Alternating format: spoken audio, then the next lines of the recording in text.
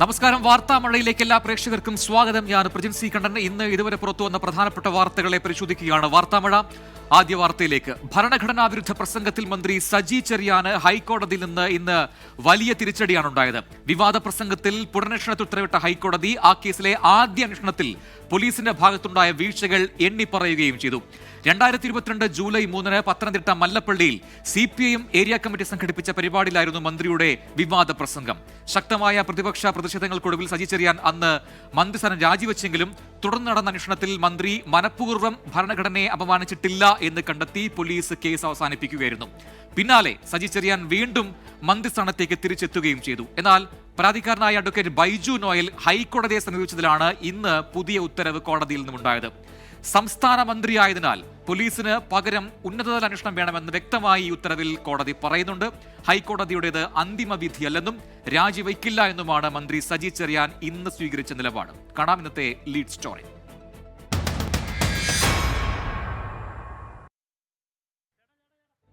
മുമ്പത്തേക്കാൾ ഗുരുതരമായ സാഹചര്യമാണ് ഇപ്പോഴത്തേതെന്നാണ് പ്രതിപക്ഷത്തിന്റെ വിലയിരുത്തൽ. ഹൈക്കോടതി വിധി മുഖ്യമന്ത്രിക്കുള്ള വിമർശനമെന്ന് പ്രതിപക്ഷം കുറ്റപ്പെടുത്തുന്നു. സജി ചെറിയാൻ രാജിവെച്ചില്ലെങ്കിൽ പ്രക്ഷോഭം ആരംഭിക്കുമെന്നാണ് UDF മുന്നറിയിപ്പ്. ആദ്യം രാജിവെച്ച സജി ചെറിയാനെ പിൻവാതിലൂടെ വീണ്ടും മന്ത്രിയാക്കി നിയമിച്ച മുഖ്യമന്ത്രിക്ക് കൂടിയുള്ള മറുപടിയാണ് ഈ ഹൈക്കോടതിയുടെ വിധി.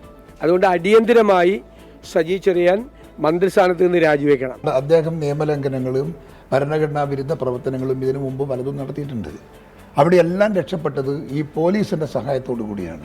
പക്ഷേ ഇക്കുറി അത് പൊളിഞ്ഞുപോയി. സജി ചെറിയാനെ മന്ത്രിസഭയിൽ നിന്ന് പുറത്താക്കണമെന്ന് BJP ആവശ്യപ്പെട്ടു. ഭരണഘടനയെ അവഹേളിച്ച സജി ചെറിയാനെ മുഖ്യമന്ത്രി അടിയന്തരമായി മന്ത്രിസഭയിൽ നിന്ന് പുറത്താക്കണം. നിയമവിദഗ്ധരുമായി ആലോചിച്ച് പാർട്ടിയും സർക്കാരും ഉചിതമായ നിലപാട് സ്വീകരിക്കുമെന്ന് CPIM സംസ്ഥാന സെക്രട്ടറി MV ഗോവിന്ദൻ.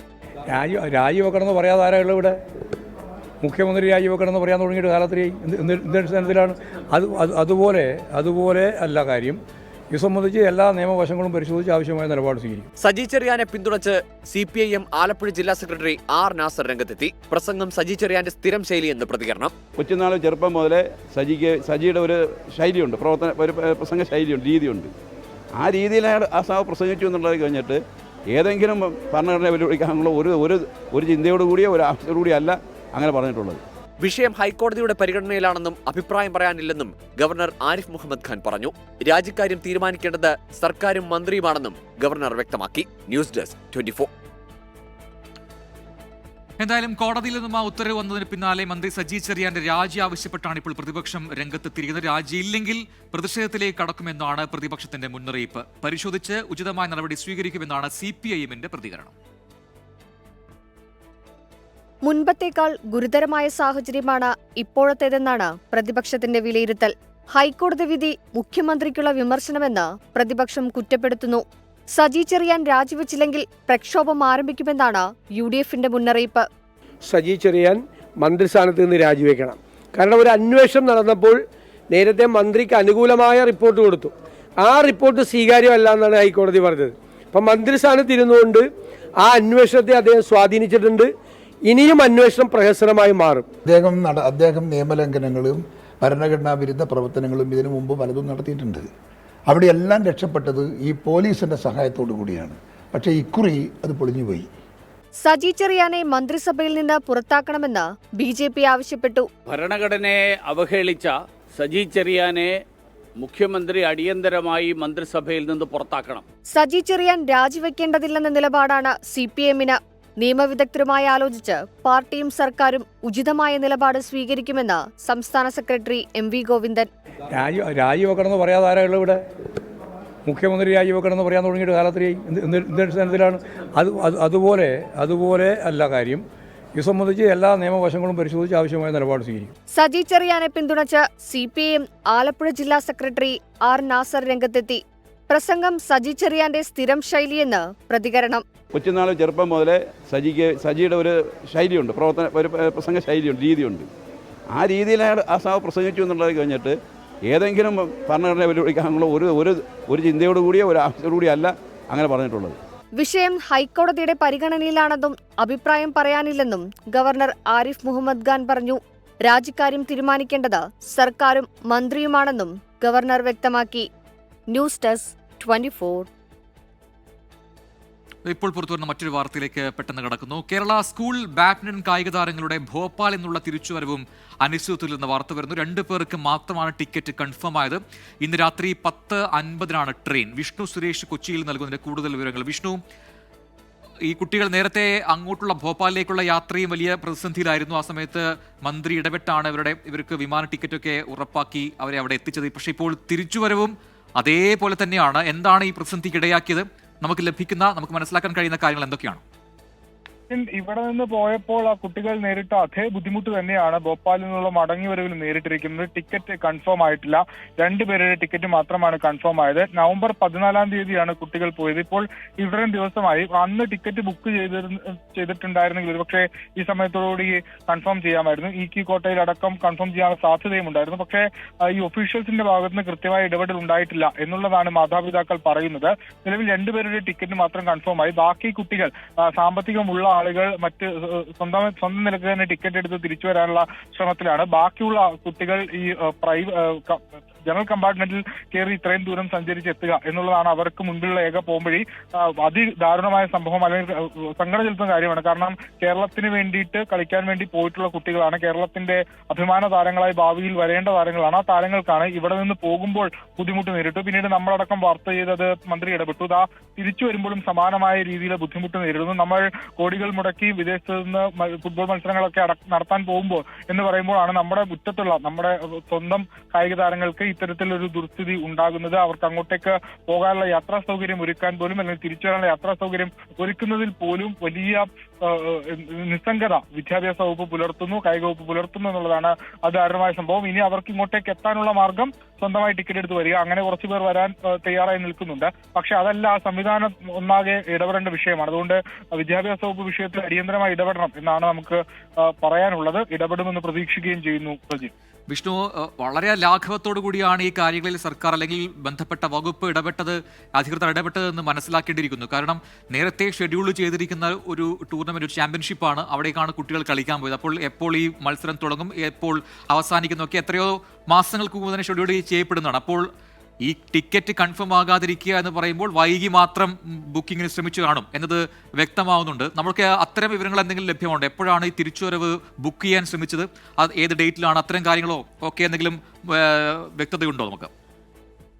പ്രജിൻ, അവിടുത്തെ രക്ഷിതാക്കളുമായി സംസാരിച്ചപ്പോൾ അവർ പറയുന്നത് ഈ ഒഫീഷ്യൽസ് ടിക്കറ്റ് ബുക്ക് ചെയ്യുന്നതിന് വേണ്ടി സമയമെടുത്തു. അതുകൊണ്ട് തന്നെയാണ് ഈ ടിക്കറ്റ് നിലവിൽ കൺഫേം ആകാതിരിക്കുന്നത് എന്നാണ് രക്ഷിതാക്കളുമായി സംസാരിക്കുമ്പോൾ മനസ്സിലാക്കുന്നത്. നേരത്തെ ഇവിടെ നിന്ന് എറണാകുളത്ത് നിന്ന് ഭോപ്പാലിലേക്കുള്ള യാത്രയും സമാനമായ രീതിയിലാണ് വൈകിയതും ടിക്കറ്റ് കൺഫേം ആകാതിരുന്നത്. ഏറ്റവും അവസാന നിമിഷം വിദ്യാഭ്യാസ വകുപ്പ് ഇടപെട്ട് വാർത്തകളുടെ എല്ലാം സമ്മർദ്ദത്തിന്റെ പശ്ചാത്തലത്തിൽ ഇടപെട്ട് വിദ്യാർത്ഥികൾക്ക് ഭോപ്പാലിലേക്ക് ഫ്ലൈറ്റ് ടിക്കറ്റ് എടുത്തു കൊടുത്തത്. ഒരു പാഠം അവരുടെ കൺമുൻപിലുണ്ട്. ആ പാഠം കൊണ്ടും അവർ പഠിക്കുന്നില്ല. തിരിച്ചിങ്ങോട്ടേക്കുള്ള വരവും സമാനമായ രീതിയിൽ വിദ്യാർത്ഥികൾ അല്ലെങ്കിൽ കായിക താരങ്ങൾ പ്രതിസന്ധി നേരിടുകയാണ്. എന്ത് ചെയ്യണമെന്നറിയില്ല. 2 ടിക്കറ്റുകൾ മാത്രം കൺഫേം ആയിരിക്കുന്നു. ബാക്കി 12 വരുന്ന വിദ്യാർത്ഥികളുണ്ട്. അവർ എങ്ങനെ ഇങ്ങോട്ടേക്ക് എത്തും എന്നുള്ളത് അറിയില്ല. ചില മാതാപിതാക്കൾ സ്വന്തം നിലക്ക് തന്നെ കുട്ടികൾക്ക് പണം നൽകി ടിക്കറ്റ് എടുത്ത് നാട്ടിലേക്ക് എത്തിക്കാനുള്ള ശ്രമം നടത്തുന്നുണ്ട്. എന്തൊരു ഗതികളാണ് നമ്മുടെ കുട്ടികൾക്ക് എന്ന് പറയുമ്പോഴാണ്. കാരണം ഈ രീതിയിൽ ഒരു തവണയല്ല, അതേ അവസ്ഥ തന്നെ വീണ്ടും ഉണ്ടാകുമ്പോൾ അതിൽ കൃത്യമായ വീഴ്ച, അത് പഠിക്കുന്നില്ല, പാഠങ്ങൾ പഠിക്കുന്നില്ല എന്നാണ് നേരത്തെ സംഭവിച്ചതുപോലെ. വിമാന ടിക്കറ്റ് അത് എടുത്തു കൊടുത്ത് കുട്ടികളെ എത്രയും പെട്ടെന്ന് നാട്ടിലേക്ക് എത്തിക്കാനുള്ള നടപടിയാണ് അധികൃതർ സ്വീകരിക്കേണ്ടത്. വിഷ്ണു സുരേഷാണ് കൊച്ചിയിൽ നിന്ന് വിവരങ്ങൾ പങ്കുവച്ചത്. മൂവാറ്റുപുഴ MLA മാത്യു കുഴൽനാടന്റെ ചിന്നക്കനാലിലെ ഭൂമി കയ്യേറ്റത്തിൽ റവന്യൂ ഉദ്യോഗസ്ഥർക്കെതിരെ നടപടി. ഭൂമി പോക്കുവരവ് ചെയ്ത ഉടുമ്പൻചോല തഹസിൽദാർ AV ജോസിനെയും Chinnakanal village officer K Sunil പോളിനെയും ജില്ലയ്ക്ക് പുറത്തേക്ക് സ്ഥലം മാറ്റി. പൊതുജന സമ്പർക്കം കുറഞ്ഞ ഓഫീസുകളിൽ നിയമനം നൽകാൻ കളക്ടർമാർക്ക് നിർദ്ദേശവും നൽകിയിട്ടുണ്ട്. രാഹുൽ വിജയൻ ഇടുക്കിയിൽ നൽകുന്നതിന്റെ കൂടുതൽ വിവരങ്ങൾ. രാഹുൽ, ഇപ്പോഴത്തെ ഈ നടപടി അത് എന്തിന്റെ അടിസ്ഥാനത്തിലാണ്? ഇപ്പോൾ എന്താണ് അത്തരം നടപടിക്കുള്ള സാഹചര്യം? പ്രജിൻ, ചിന്നക്കനാൽ ഭൂമി കയ്യേറ്റവുമായി ബന്ധപ്പെട്ട് മാത്യു കുഴൽനാടൻ MLAക്കെതിരെ വിജിലൻസ് കേസ് എടുത്തിരുന്നു. വിജിലൻസിന്റെ നിർദ്ദേശപ്രകാരമാണ് ഈ ലാൻഡ് റവന്യൂ കമ്മീഷണറോട് നടപടി വന്നിരിക്കുന്നത് എന്നുള്ളതാണ് ഏറ്റവും പ്രധാനപ്പെട്ട കാര്യം. ചിന്നക്കനാലിലെ റിസോർട്ട് ഇരിക്കുന്ന ഭൂമി സർക്കാർ മിച്ച ഭൂമിയാണ്. ഇത് കൈമാറ്റം ചെയ്യാനോ അല്ലെങ്കിൽ മറ്റേതെങ്കിലും തരത്തിലുള്ള നടപടികളിലേക്ക് സ്ഥലത്തെ കൊണ്ടുപോകാനോ പാടില്ലാത്തതാണ്. അത് മറച്ചു വെച്ചുകൊണ്ട് മാത്യു കുഴൽനാടൻ ഈ സ്ഥലം വാങ്ങുകയും അവിടെ റിസോർട്ട് പ്രവർത്തിപ്പിക്കുകയും ചെയ്തു എന്നുള്ളതാണ് ഏറ്റവും പ്രധാനമായും ഉയർന്നു വന്നിരുന്ന ആരോപണം. ഇത് വിജിലൻസിന്റെ അന്വേഷണത്തിൽ അത് ഏറെക്കുറെ ഏറെക്കുറെ ശരിയാണെന്ന് കണ്ടെത്തുകയും ചെയ്തിരുന്നു. തുടർന്ന് ഈ നടപടിക്ക് ഈ സർക്കാർ മിച്ചഭൂമി ക്രമവൽക്കരിച്ചു കൊടുക്കുന്നതിനും കൈമാറ്റം ചെയ്യപ്പെടുന്നതിനും വേണ്ടി സർക്കാർ ഉദ്യോഗസ്ഥർ ഇടപെട്ടിട്ടുണ്ട് എന്നുള്ള കണ്ടെത്തലാണ് ഏറ്റവും ഒടുവിൽ വന്നത്. അതിന്റെ അടിസ്ഥാനത്തിലാണ് ഉടുമ്പൻചോല തഹസിൽദാറായിട്ടുള്ള AD ജോസിനെയും അതുപോലെ തന്നെ Chinnakanal village officer K Sunil പോളിനെയും ജില്ലയ്ക്ക് പുറത്തേക്ക് സ്ഥലം മാറ്റിയിരിക്കുന്നത്. രാഹുൽ വിജയനാണ് വാർത്തയുടെ വിശദാംശങ്ങൾ നൽകിയത്. അപ്പോൾ വളരെ പ്രധാനപ്പെട്ട മറ്റൊരു വാർത്ത ഇപ്പോൾ വരുന്നു. പത്തനംതിട്ടയിലെ അമ്മുവിന്റെ മരണത്തിൽ ഇപ്പോൾ 3 സഹപാഠികൾ കസ്റ്റഡിയിലായിരിക്കുന്നു എന്ന് വാർത്ത വരുന്നു. കുടുംബം ആരോപണം നേരത്തെ ഉന്നയിച്ച 3 പേരെ പോലീസ് കസ്റ്റഡിയിലെടുത്തിട്ടുണ്ട്. ഇവർ മാനസികമായി പീഡിപ്പിച്ചു എന്നായിരുന്നു കുടുംബത്തിന്റെ പരാതി. ഇവരെ ഉടൻ പത്തനംതിട്ടയിൽ കൊണ്ടുവരും എന്ന വാർത്ത കൂടി വരുന്നു. വിവരങ്ങളുമായി AB ജയശങ്കർ ടെലിഫോണിലുണ്ട്. ജയ്, ഇപ്പോൾ നേരത്തെ പറഞ്ഞതാണ് പോലീസ് പ്രത്യേകമായി അന്വേഷിക്കുന്നു ഈ കേസ് എന്നുള്ളത്. അതിൽ ഇപ്പോൾ നേരത്തെ കുടുംബം ഉന്നയിച്ച പരാതിയുടെ അടിസ്ഥാനത്തിൽ 3 സഹപാഠികൾ കസ്റ്റഡിയിലായിട്ടുണ്ട്. എന്താണ് ഇതിൽ നമുക്ക് ലഭിക്കുന്ന വിവരങ്ങൾ? ഈ 3 പേർ അമ്മുവിനെ മാനസികമായി പീഡിപ്പിച്ചു എന്നായിരുന്നല്ലോ കുടുംബം ഉന്നയിച്ച പരാതി. അതായത് 3 പേരെയാണ് നിലവിൽ പത്തനംതിട്ട ഡിവൈഎസ്പിയുടെ നേതൃത്വത്തിലുള്ള സംഘം കസ്റ്റഡിയിൽ എടുത്തിരിക്കുന്നത്. ഒരാൾ പത്തനാപുരം സ്വദേശിയാണ്, മറ്റു 2 പേർ കോട്ടയം സ്വദേശിനികളാണ്. ഇവരുടെ വീട്ടിൽ ചെന്നാണ് പത്തനംതിട്ടയിലെ പോലീസ് സംഘം കസ്റ്റഡിയിൽ എടുത്തിരിക്കുന്നത്. കുടുംബം ഈ 3 വിദ്യാർത്ഥിനികൾക്കെതിരെ വളരെ ഗുരുതരമായ ആക്ഷേപങ്ങൾ ഉന്നയിച്ചിരുന്നു. ഇവരുടെ മാനസിക പീഡനമാണ് ഇത്തരത്തിൽ ഉള്ള ഒരു മരണത്തിലേക്ക് നയിച്ചത് എന്നായിരുന്നു ഈ കുടുംബത്തിന്റെ ആക്ഷേപം. ഇതിന് പിന്നാലെയാണ് ഇപ്പോൾ നിലവിൽ ഈ കേസുമായി ബന്ധപ്പെട്ട പോലീസ് അടുത്ത ഘട്ടത്തിലേക്ക് കടക്കുന്നത്. നമുക്ക് ലഭ്യമാകുന്ന വിവരങ്ങൾ അനുസരിച്ച് ഈ 3 പേരെയും ഉടൻ തന്നെ പത്തനംതിട്ടയിലേക്ക് കൊണ്ടുവരും. പത്തനംതിട്ട ആശുപത്രിയിൽ മെഡിക്കൽ പരിശോധന നടത്തിയ ശേഷമായിരിക്കും ഇതുമായി ബന്ധപ്പെട്ട പോലീസ് തുടർ നടപടികൾ സ്വീകരിക്കുക. ഇവർക്കെതിരെ ആത്മഹത്യാ പ്രേരണ കുറ്റം ചുമത്തുമെന്ന പ്രധാന വിവരമാണ് പോലീസിൽ നിന്ന് നമുക്ക് ലഭിക്കുന്നത്. പക്ഷേ ഈ കാര്യത്തെ സംബന്ധിച്ച് ഒരു സ്ഥിരീകരണമില്ല. എന്തായാലും ഇവരെ പത്തനംതിട്ടയിൽ എത്തിച്ച ശേഷമായിരിക്കും ഇക്കാര്യത്തിൽ കൂടുതൽ വിവരങ്ങൾ ലഭ്യമാകുക. എന്തായാലും കുടുംബത്തിന്റെ പരാതിയിൽ പോലീസ് അന്വേഷണം പുരോഗമിച്ചിരുന്നു. കഴിഞ്ഞ ദിവസങ്ങളിൽ ഇവരുടെ എല്ലാം തന്നെ പ്രാഥമികമായ മൊഴി പോലീസ് രേഖപ്പെടുത്തിയിരുന്നു. അതിനുശേഷം വീട്ടുകാരുടെയും കോളേജ് അധികൃതരുടെയും എല്ലാം മൊഴി രേഖപ്പെടുത്തി അതിന്റെ പ്രാഥമിക അവലോകനം നടത്തിയതിനു ശേഷമാണ് പോലീസ് അതീവ രഹസ്യമായി ഇന്ന് വൈകിട്ടോടുകൂടി ജില്ലയ്ക്ക് പുറത്തുപോയി ഇത്തരത്തിൽ 3 പേരെയും കസ്റ്റഡിയിലെടുത്തത്. അതീവ രഹസ്യമായിരുന്നു പോലീസിന്റെ നീക്കം.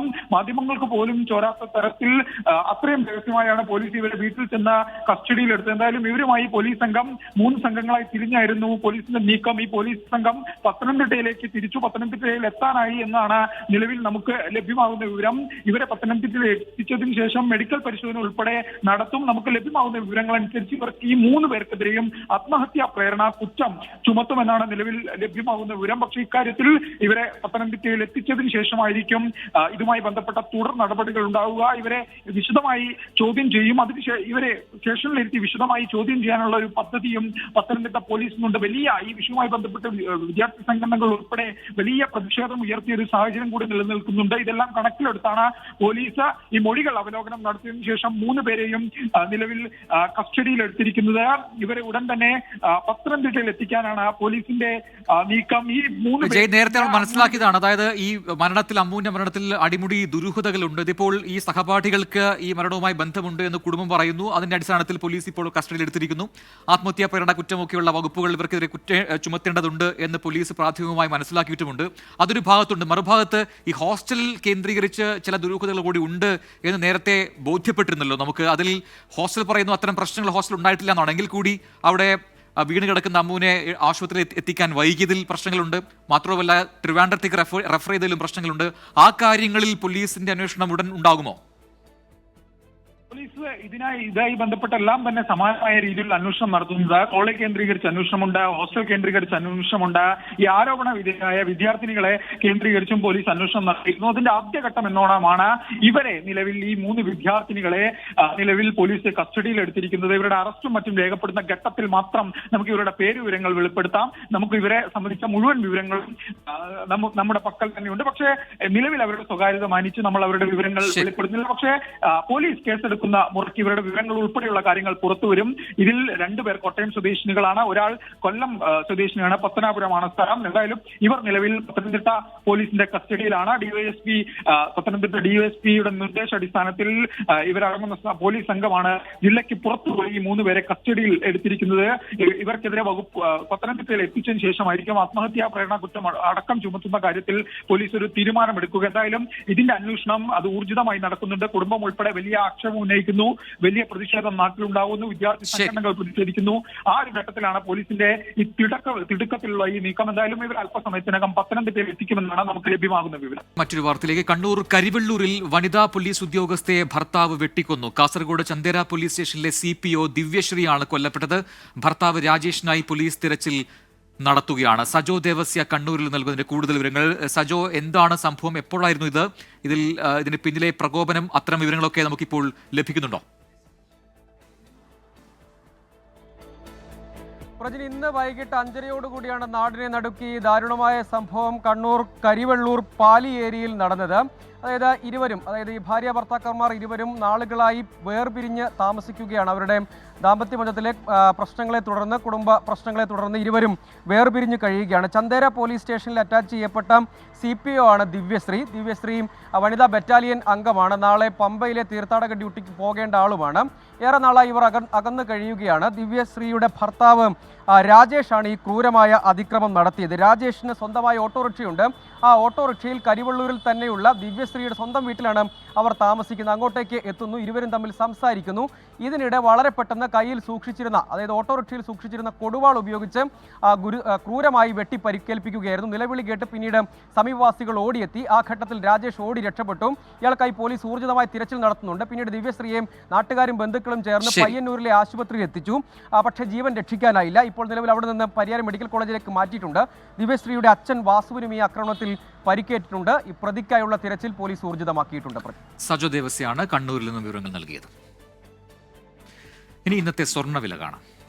ഇന്നത്തെ സ്വർണ്ണനിരക്ക് സമർപ്പിക്കുന്നത് സ്പർശ ഗോൾഡ് ആൻഡ് ഡയമണ്ട്സ്. ഡിജിറ്റലാകൂ ഇനി സ്പർശയോടൊപ്പം.